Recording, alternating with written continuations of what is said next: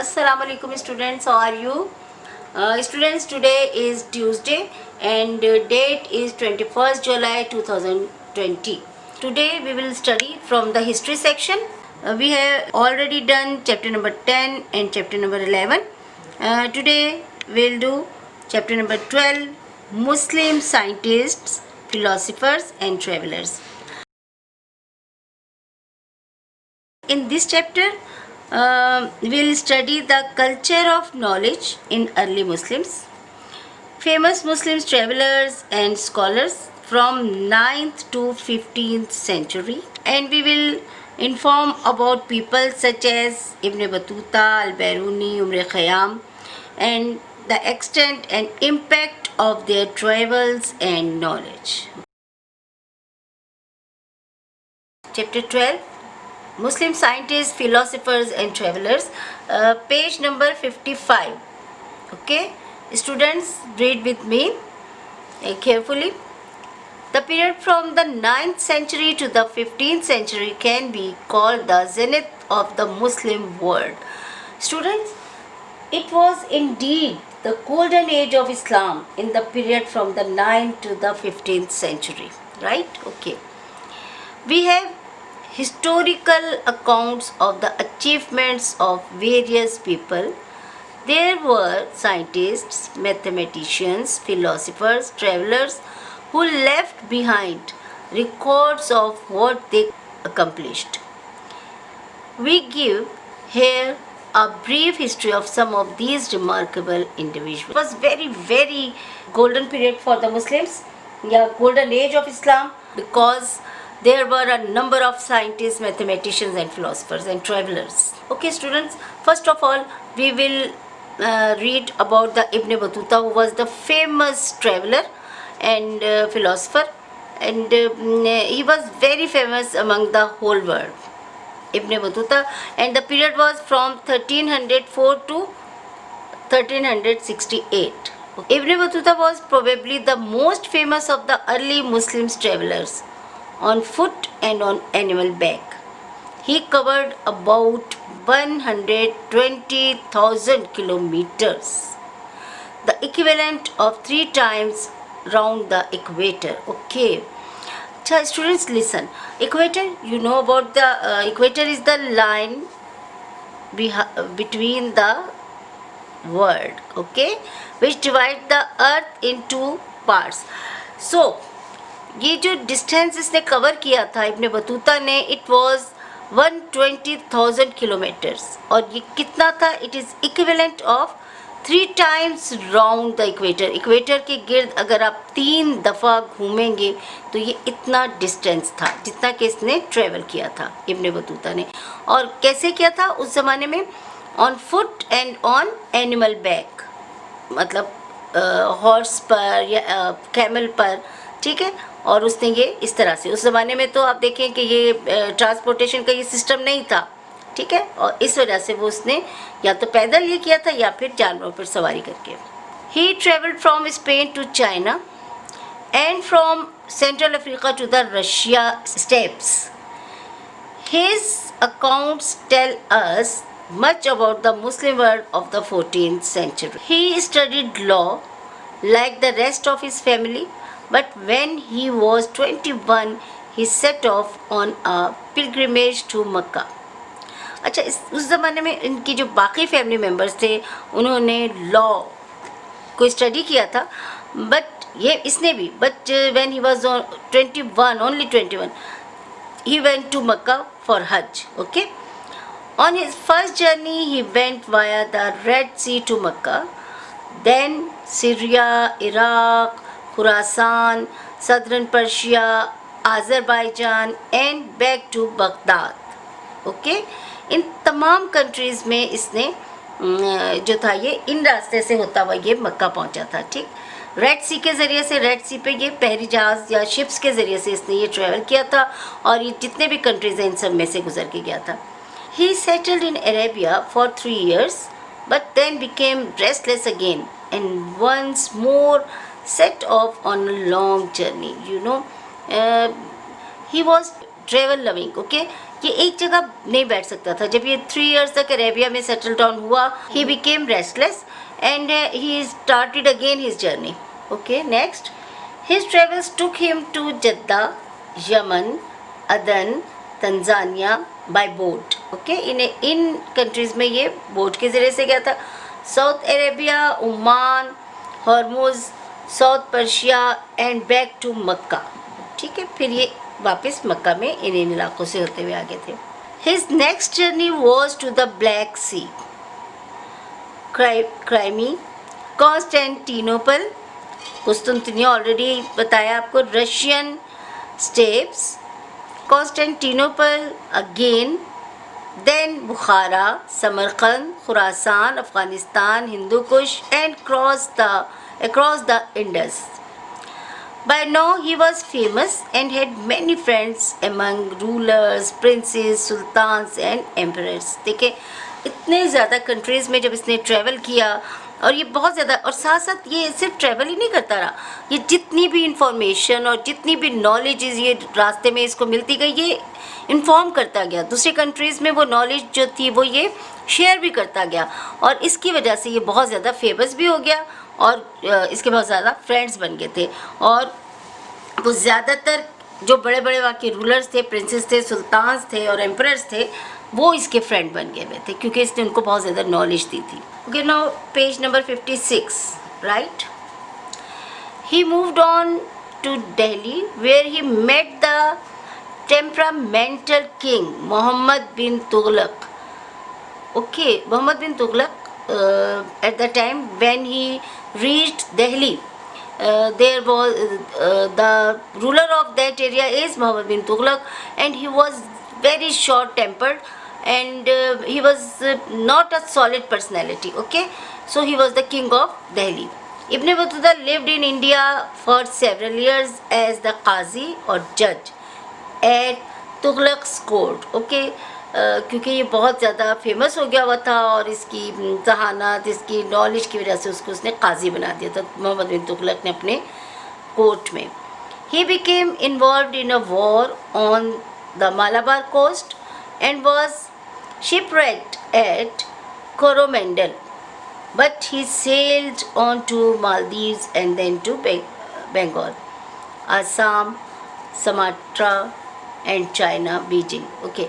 अब देखिए, जब ये वहीं पे था तो ज़माने में ये जितनी भी वॉर्स होती थी इसमें भी ये इन्वॉल्व हो गया था। मालाबार कोस्ट, साहिली इलाके जो थे वहाँ पर हुआ, लेकिन जब ये इसी वॉर के दौरान ये जिस शिप में था वो डूब गया था, टूट गया था कोरोमेंडल के जगह पर, और लेकिन ये वहाँ से बच निकला था, और ये कहाँ पहुँच गया था, मालदीव्स पे पहुँच गया था, और फिर मालदीव्स से होता हुआ ये बंगाल, फिर आसाम, फिर समाट्रा और चाइना, क्योंकि ये इसकी नेचर में था कि ये जो था ये टूरिस्ट था, और एक जगह ये नहीं रहता था, पूरी दुनिया में इसने ट्रैवल किया था।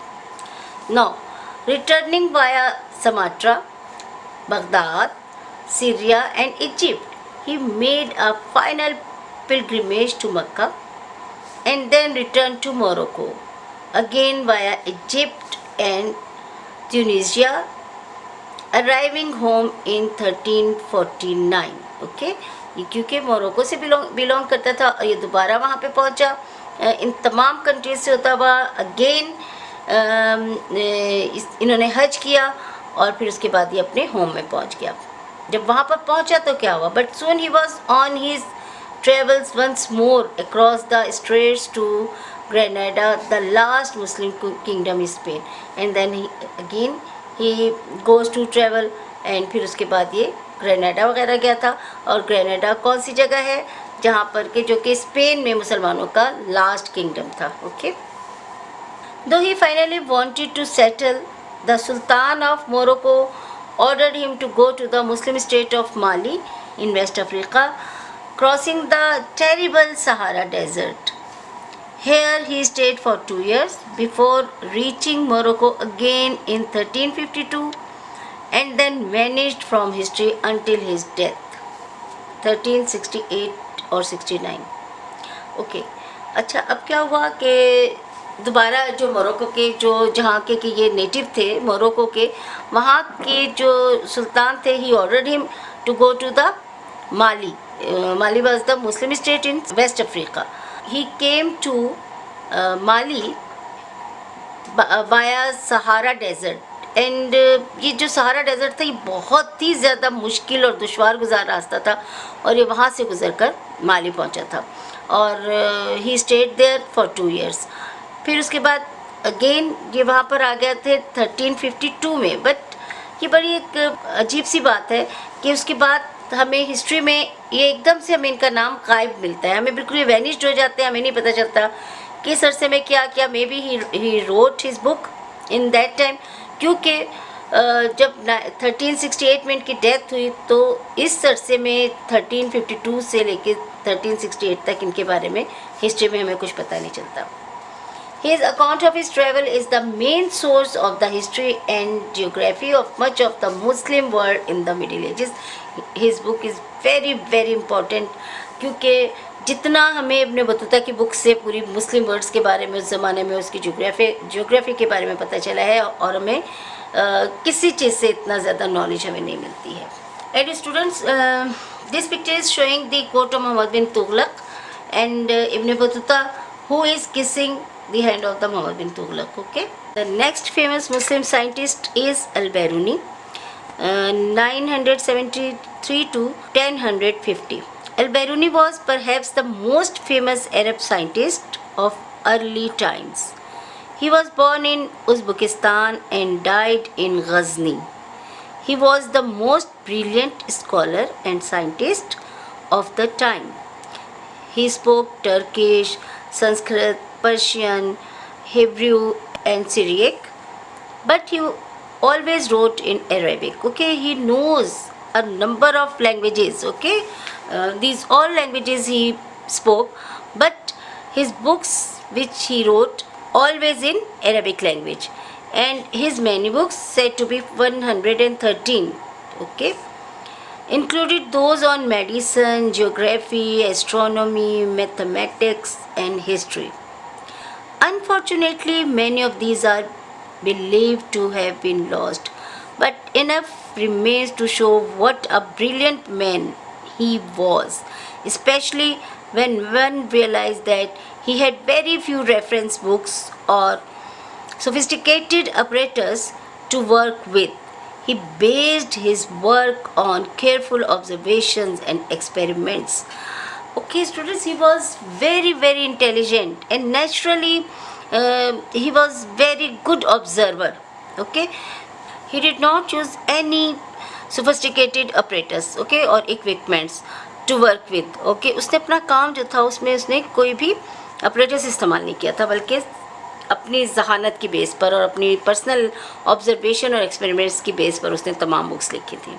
In 1017 he went to India to study the culture, and his most famous book is India, in which he describes the customs, languages, science and geography of the subcontinent in the 11th century.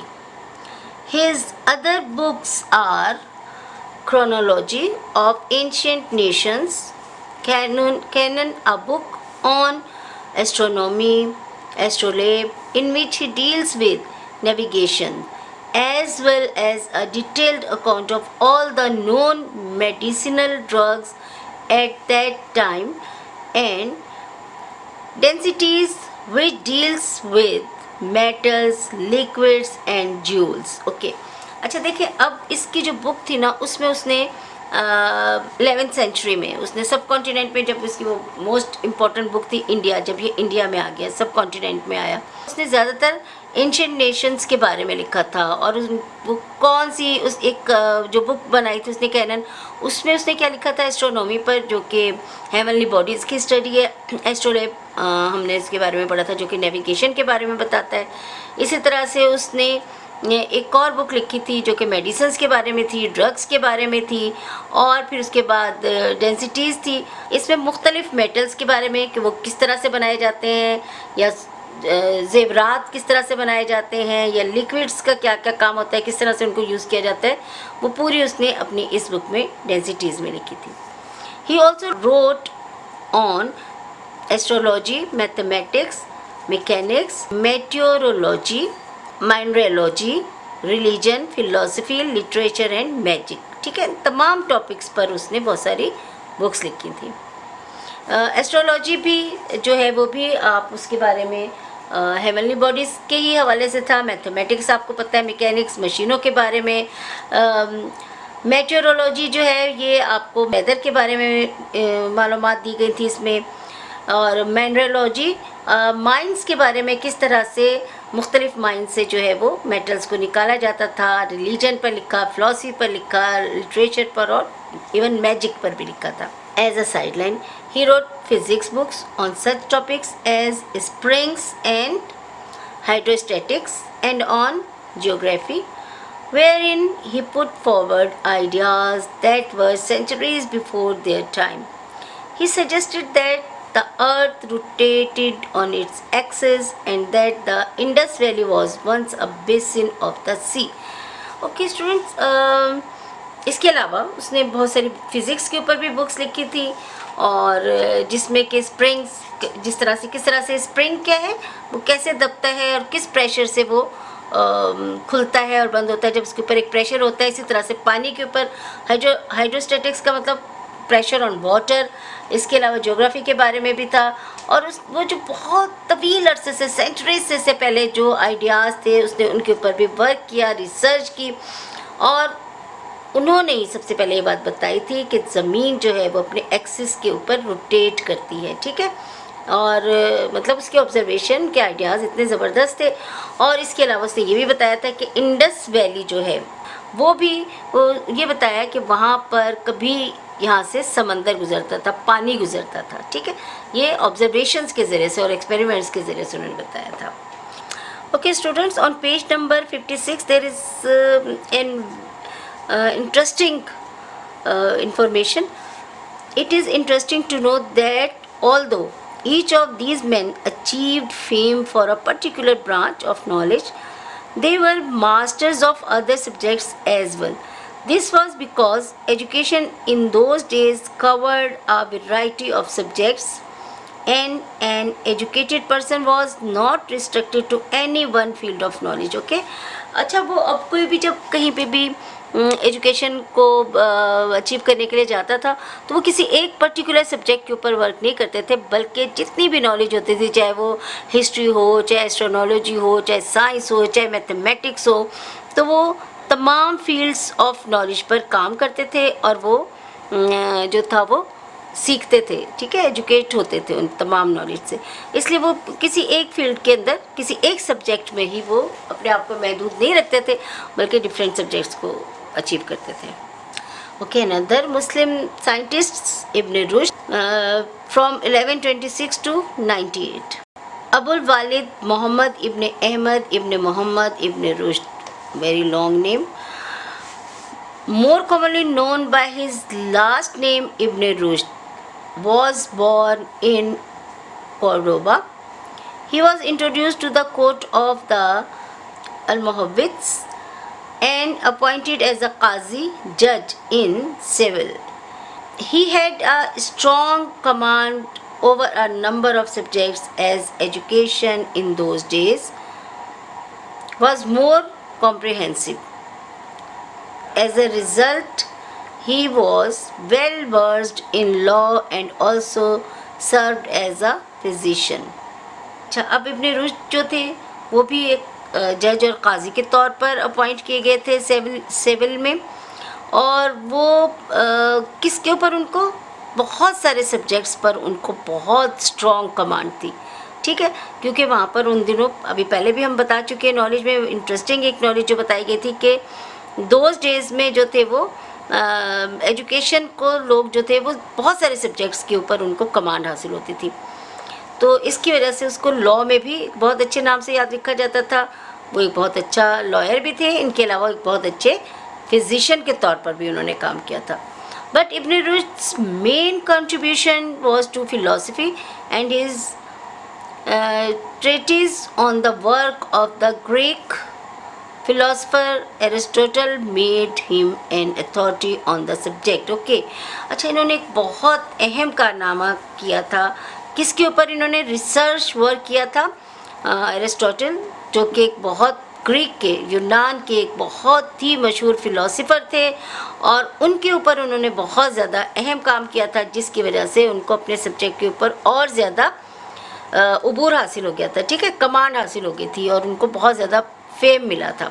Ibn Rushd's writings on Greek philosophy were translated and used by European thinkers of the renaissance. अच्छा, ये renaissance क्या है? ये एक मखसूस period है और उनकी एक अपनी सोच थी, एक अपनी थिंकिंग थी और जो उस ज़माने के जो वो थिंकर थे यूरोप के, उन्होंने भी इब्न रुश्द की बहुत सारी फ़िलासफ़ी की जो बुक्स थी उनको ट्रांसलेट करके यूज़ किया था। Okay, another important Muslim scientist is Ibn Sina and Abu Ali Hussain Ibn Abdullah Ibn Sina came from Bukhara. He was a philosopher, a physician and an important intellectual personality of his time. A brilliant student, Ibn Sina memorized the Quran at an early age and then went on to master logic, mathematics, philosophy and medicine. Okay, अब देखें, ये हालांकि इन्होंने एक physician भी थे, philosopher भी थे, बहुत ही इंटेलेक्चुअल पर्सनैलिटी थे। इसके साथ साथ इन्होंने कुरान को भी, हाफिज़ कुरान भी थे, ठीक है, मेमोराइज़ किया था इन्होंने कुरान अपनी इब्तदाई एज में, जब ये यंग थे तभी। इसके अलावा ये मास्टर थे किस चीज़ के? लॉजिक के थे, मैथमेटिक्स वगैरह, मेडिसन, फ़िलासफ़ी, सब चीज़ों के। इब्न सीना's main contribution was to medicine and his work canon of medicine, कानूनुल शिफा जिसको आप कहेंगे, मेडिसन का कानून, became in Europe the basis of teaching medicine till the 17th century। जितनी भी वहाँ पे मेडिसन के ऊपर काम होता रहा, वहाँ पे उसकी स्टडीज़ में, यूनिवर्सिटीज़ में, इसकी ये जो था, इनकी ये वाली बुक जो थी, ये बहुत ज़्यादा 17th सेंचुरी तक इसके ऊपर बहुत, इसी से लोग फ़ायदा हासिल करते रहे। Ibn Sina's writings on philosophy also brought him fame. He traveled widely in Persia and died in Hamadan in 1037. Ibn Khaldun, from 1332 to 1406. Abdurrahman ibn Muhammad ibn Khaldun, who lived from 1332 to 1406, is known as the father of historiography. Born in Tunisia, Ibn Khaldun grew up to quite a turbulent life, very difficult life. Early life very difficult, बहुत मुश्किल हालात थे, बहुत गुर्बत में उसने अपनी जो थी वो अर्ली एज गुजारी थी और उन्हीं हालात में ये बड़ा पला। अच्छा स्टूडेंट्स, यू कैन सी कि देखें, जब भी कोई इंसान बड़ा बनता है, ज़रूरी नहीं है कि वो बड़े एक लेविश लाइफ गुजार रहा हो या उसको तमाम तर जो है वो फैसिलिटीज़ अवेलेबल हों। अगर कोई इंसान मेहनत करता है, अगर कोई इंसान बहुत अच्छा ऑब्ज़र्वर होता है, अगर कोई इंसान बहुत ज़्यादा फोकस्ड काम करता है अपने ऑब्जेक्टिव्स को, तो वो ऊंचा मकाम हासिल कर लेता है। उसके लिए ज़रूरी नहीं होता है कि आपको ईच एंड एवरीथिंग अवेलेबल हो, ठीक है, आपकी मेहनत भी उसमें बहुत काम आती है। तो इब्न खल्दून को अगर हम देखते हैं, इनका दुनिया में बहुत बड़ा नाम हुआ था और लेकिन हालांकि उनकी इब्तदाई ज़िंदगी बहुत ज़्यादा मुश्किल में थी। He served at the royal court in Fez, Morocco, and then went to Granada and eventually back to North Africa. He also served as Grand Qazi, Chief Justice in Cairo. He was trapped in Damascus when the city was attacked by Taimur, who allowed him to return to Cairo, an unusual event as many people were killed during this battle. Okay. अच्छा देखिए, history में कभी बाज़ औक़ात ऐसी चीज़ें भी हो जाती हैं जो बड़ी स्ट्रेंज होती हैं। अब हुआ क्या था कि जब जिस ज़माने में ये अपना काम कर रहे थे इब्न खल्दून और ये ग्रेनाडा में थे, उसके बाद ये नॉर्थ अफ्रीका भी वापस आ गए थे और वहाँ पर ये एक चीफ जस्टिस के तौर पर काम कर रहे थे कायरो में, ठीक है। फिर उसके बाद जब तैमूर, जो कि चंगेज़ ख़ान और हलाकू ख़ान के बाद में आने वाले जो थे, तो इन्होंने अटैक किया था। जब इन्होंने अटैक किया था कायरो पर भी और दमस्कस पर भी, तो फिर ये भी पकड़े गए थे। ही वॉज ट्रैप्ड लेकिन एक ऐसा अनयूजुअल सी बात हुई, हालांकि वहाँ पर लोगों को जो भी पकड़े जा रहे थे उनको कत्ल कर दिया जाता था, वो मार दिए जाते थे, लेकिन इनकी किस्मत थी कि तैमूर ने इनको इजाज़त दे दी कि वो कायरो में वापस चले जाएं। Ibn Khaldun was a shrewd observer of human nature and the development of people and civilizations। गहरी नज़र थी इनकी, बहुत ज़्यादा ये लोगों की नफ्सियात को, लोगों की साइकी को, साइकोलॉजी को जानते थे। ठीक है, तो ह्यूमन नेचर के ऊपर इनकी बहुत अच्छी ऑब्जर्वेशन थी, तो उसी पर इन्होंने बहुत काम किया। He can also be called the father of sociology. ठीक, सोशियोलॉजी इनकी सोशल मुआशरे के ऊपर इनकी गहरी नज़र थी। For his study and observations on groups of people. ठीक है, ये लोगों को देखते थे, पहचानते थे और फिर अपनी राय करते थे। इनकी वेरी वेरी इंपॉर्टेंट इनका जो वर्क था वो इनका मुकदमा इब्न खल्दून वैसे कहलाता है, जो कि इंट्रोडक्शन है इनकी बुक का। एक्चुअली इन्होंने जो बुक्स लिखी थी उसका जो इंट्रोडक्शन है it is very famous. The Muqaddimah, introduction to the Kitabul Ibar, written by him, is an immortal masterpiece on history and the rise and fall of civilizations. Ibn Khaldun died in Egypt. Now here is information in page number 58. Historiography is the study of how history is written. Okay, हमने इनको क्या कहा जाता है, इब्न Khaldun को father of historiography. और यहाँ पर आपको बताया गया है कि what is the meaning of historiography. It is the study of how history is written, कि किस तरह से हिस्ट्री को लिखा गया, किस तरह से लिखा जाता है, वो हिस्टोरियोग्राफी है। और इब्न खल्दून ने उसके ऊपर भी बहुत काम किया था। You can see this picture, एक आर्टिस्ट ने इसको बनाया है। An artist impression of ibn Khaldun deep in thought. ये क्योंकि बहुत गौर व फिक्र करते थे, बहुत सोचते थे, तो एक आर्टिस्ट ने इनकी जो पिक्चर बनाई है इब्न खल्दून को यहाँ पर ये सोचते हुए दिखाया है। Our today's lecture is completed and we will study last two famous Muslim scientists and mathematicians in next lecture.